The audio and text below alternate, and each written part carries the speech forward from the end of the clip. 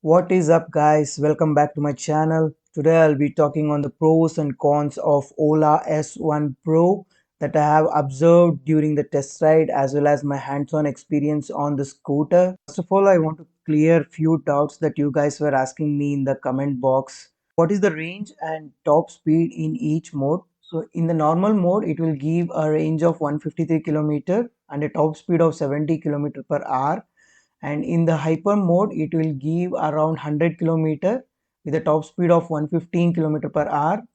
In the sport mode the range is expected to be around 123 kilometer with a top speed of 90 kilometer per hour. Next I'll talk on the pros and cons of the bike. So whatever the pros and cons I'm telling is for the demo model which they have kept for test ride, not the actual production model. So let's get to the pros of the Ola scooter.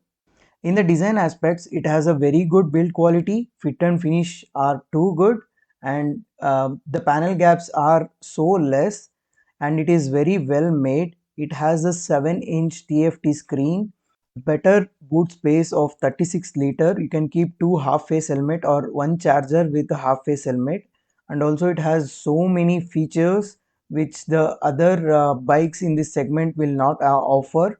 It also has a keyless entry where you don't need any keys to operate the bike.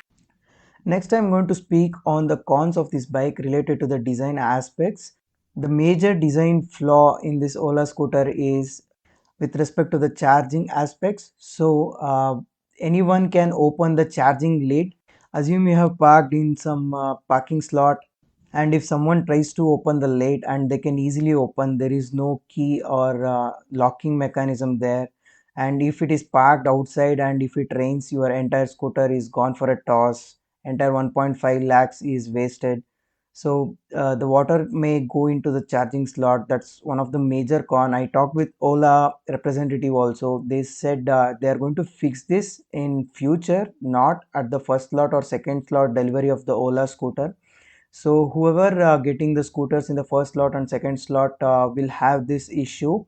There is no mechanism to lock the charging lid, and even charger also. Say you have plugged in the charger, someone can come and take out the charger and they can charge their bike. Next con is on the ground clearance. So the ground clearance is 165 mm for the Ola, and it's quite low when compared to other scooters. This might be an issue for people who are riding the scooters in village side with bumpy roads. So this has to be looked into. Next major con I see is the panels are huge. Each panel is so big. So if say any damage happens to a tiny part of the panel, you have to change the entire panel itself, which might cost you a ton. So keep in mind that you have to be careful with the Ola scooter, especially with the body panels.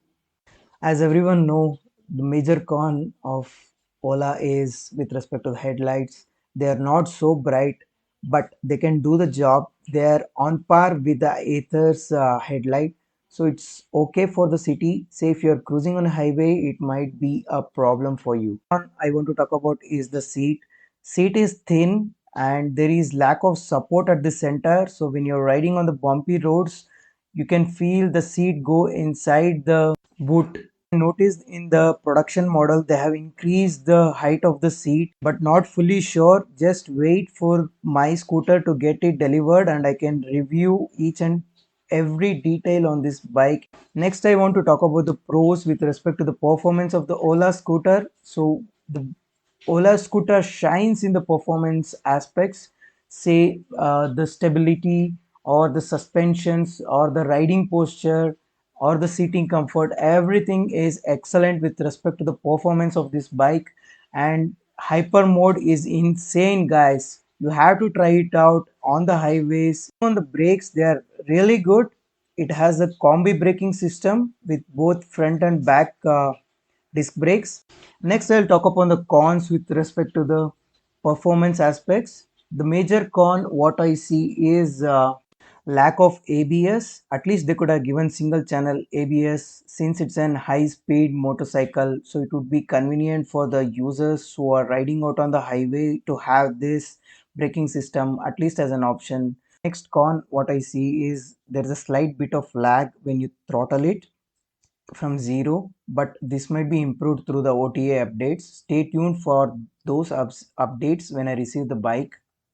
Next is on the heating issue. So I saw few YouTube videos today. So everyone was saying there are heating issues with respect to the bike in the hyper mode. So stay tuned for this update as well. I don't want to comment completely on this until I test it out with the actual production sample. Please wait for a few more days until I receive the scooter. These are the pros and cons that I wanted to convey in this particular video. So stay tuned. If you like my content, hit the like button, subscribe to my channel, wait for some more interesting content on Ola scooter. Also, I'll be buying Simple Energy for my cousin, so I'll be testing that out as well. So stay tuned, stay subscribed. Thank you guys.